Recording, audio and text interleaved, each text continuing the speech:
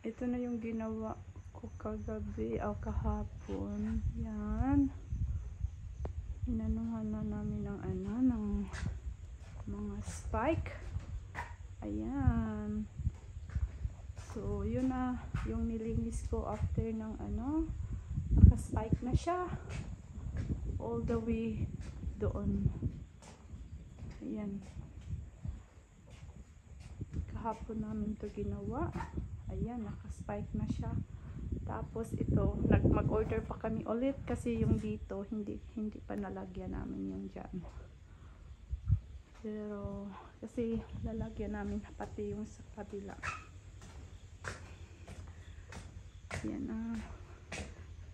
Naka-spike na siya halos kasi tapos yung dito banda sa may kayak hindi pa namin nalagyan pero tapos na yung sa kabila. Ayan. Nalagyan ko na kahapon. Ayan na.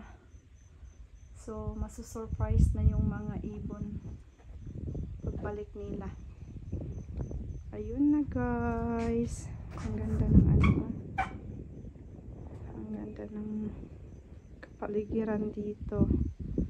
Masarap dito lagi standby fishing. Yan.